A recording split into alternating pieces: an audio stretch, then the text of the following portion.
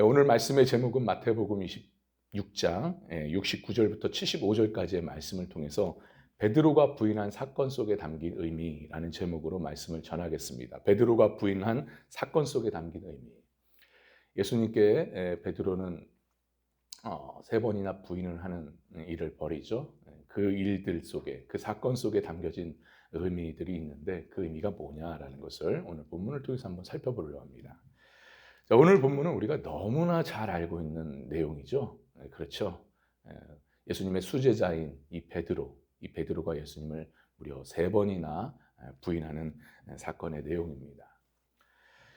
예수님께서는 이미 앞서 우리가 봤듯이 마태복음 26장 34절의 말씀을 통해서 예수님께서는 베드로가 부인할 것에 대한 부분을 예언을 이미 하셨었어요. 근데 중요한 것은 그때 베드로는 어떤 반응을 보입니까? 35절에 내가 죽을지언정 내가 주와 함께 끝까지 있겠다라고 아주 호언장담을 하죠. 자, 그러나 그의 호언장담이 무색할 정도로 예수님의 예언대로 많은 사람들 앞에서 베드로는 부인을 하게 됩니다. 그것도 어떻게 해요? 무려 세 번이나 부인하는데 마지막에는 저주를 퍼부으면서까지 예수님을 완강하게 강력하게 부인을 합니다. 참 오늘 본문을 말씀을 통해서 베드로의 나약한 신앙의 모습을 우리가 보게 되는데, 아무튼 오늘 본문의 말씀을 통해서 그렇다면 이 예수님의 수제자였던 이 베드로, 나약한 신앙의 모습을 보였던 이 베드로가 예수님을 부인한 이 일들을 통해서, 이 사건을 통해서 과연 어떤 의미들이 있는지, 담겨져 있는지 본문을 통하여 한번 자세하게 살펴보도록 하겠습니다. 오늘 한 가지만 살펴보고 마치겠습니다. 자, 베드로가 부인한 사건 속에 담긴 의미 첫 번째입니다. 첫 번째는 뭐냐? 베드로가 바깥 뜰에 앉아 있었다라고 말씀을 하죠. 베드로가 어디에 앉아 있었다고요? 바깥 뜰에 앉아 있었대요. 자, 우리 69절의 말씀을 함께 봤습니다. 시작. 베드로가 바깥 뜰에 앉았더니 한 요정이 나와 이르되 너도 갈릴리 사람 예수와 함께 있었도다 하거늘. 우리가 봐야 될 부분은 어디예요? 베드로가 바깥 뜰에 있었다. 참으로 예수님께서 재판받았을 때 한편으로는 이 베드로 제자인 베드로는 어디에 있었습니까? 예수님이 재판받고 있는 대제사장 집의 바깥 뜰에 그는 앉아 있었습니다. 여러분, 이것이 무엇을 말해주는 걸까요? 무엇을 보여주는 겁니까? 이것은 바로 예수님과 멀리 떨어져 있는 성도의 모습을 보여주고 있습니다. 여러분, 우리가 구원받은 성도라면 우린 누구와 함께 있어야 됩니까? 예수님과 함께 있어야 되죠.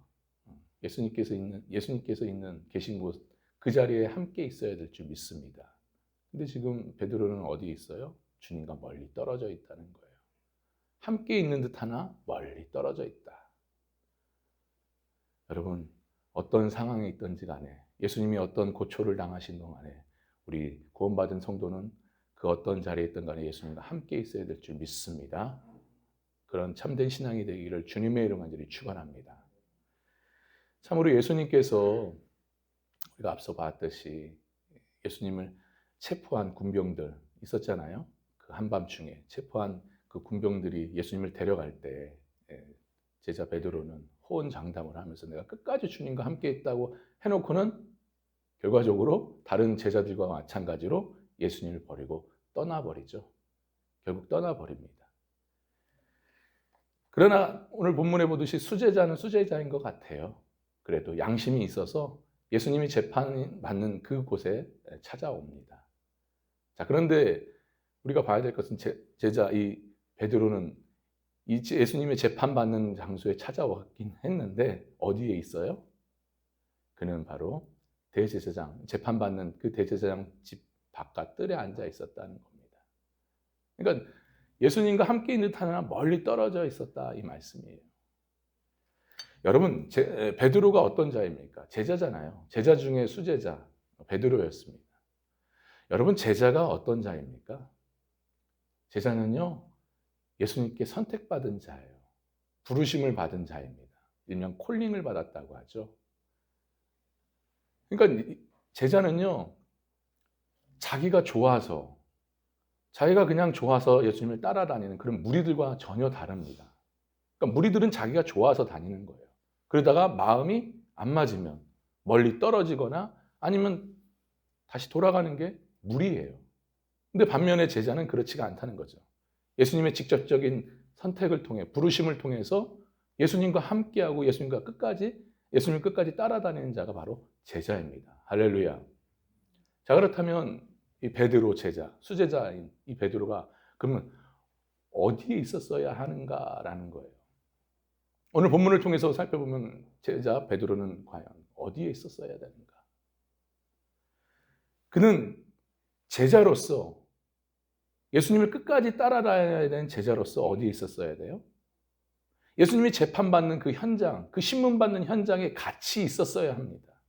어떻게 보면 같이 신문을 받으면서 오히려 예수님을 대변하고 예수님을 변호하고 예수님과 함께 맞서 싸웠어야 되는 거예요. 근데 지금 베드로는 어디에 있습니까? 있긴 같이 있는 것 같아요. 근데 예수님과 멀리 떨어져 앉아 있었다.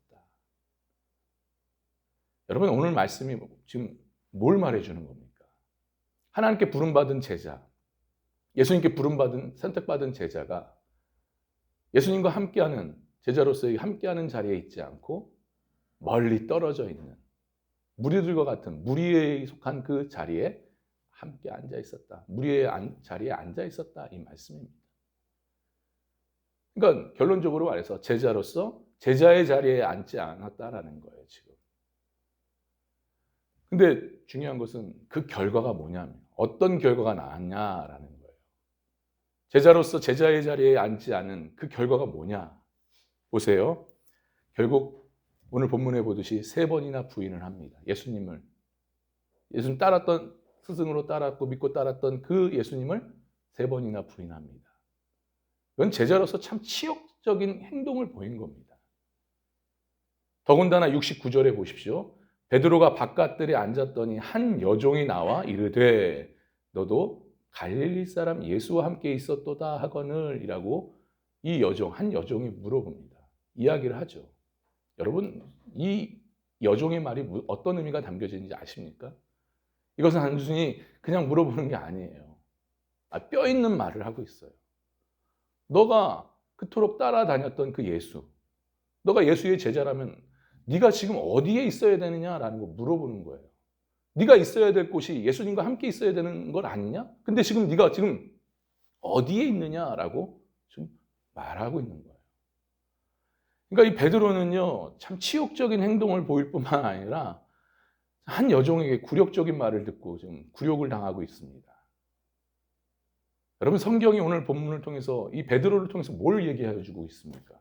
뭘 우리에게 말씀해 주고 있는 것 같아요. 참으로 예수님의 부르심을 통해 구원받은 성도, 예수님을 믿고 따른다는 이 성도인 너희가 진정 너희가 있어야 될 곳이 지금 어디냐? 예수님께서 계신 곳에 함께 있느냐? 지금 너희의 삶이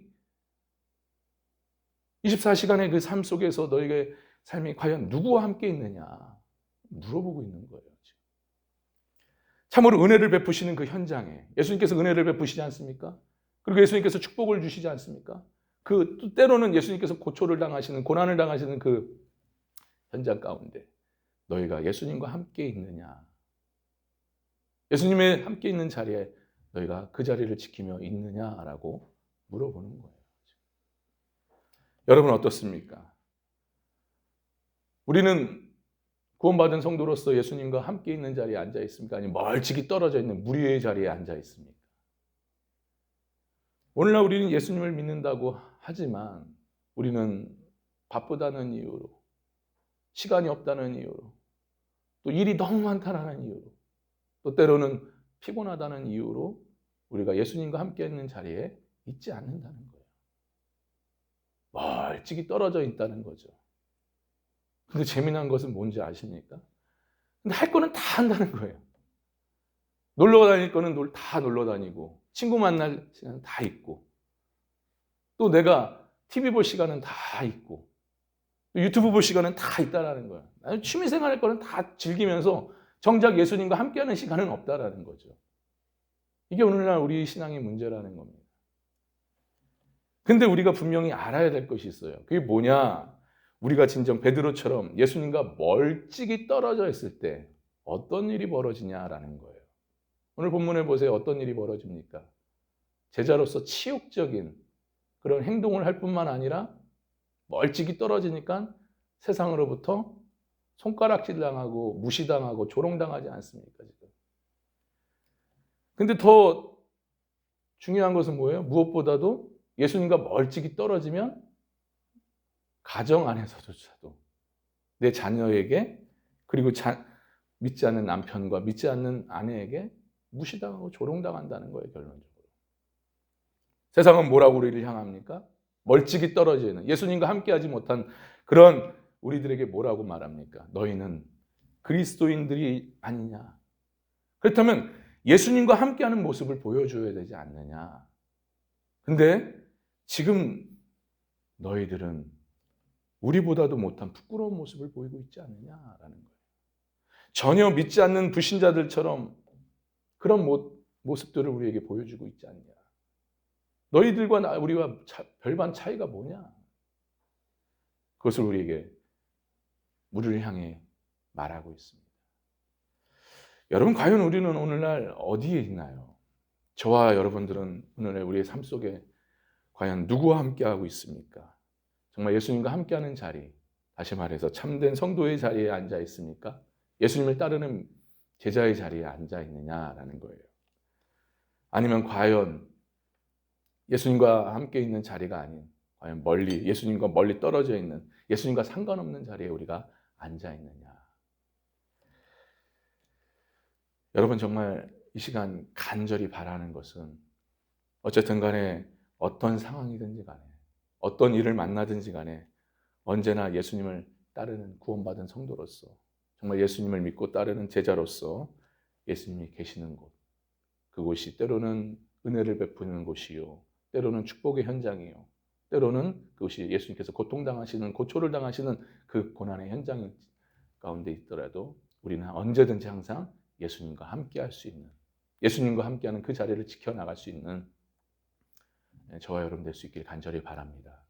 그래서요, 우리가 세상을 향해서 정말 당당하게 내가 예수님의 제자입니다 라는 이 모습을 보이고, 더 나아가서 세상 사람들을 부끄럽게 하여서 저들의 삶에 도전을 주고 영적으로 도전을 줄 수 있는 그런 믿음의 삶 살 수 있기를 간절히 바랍니다.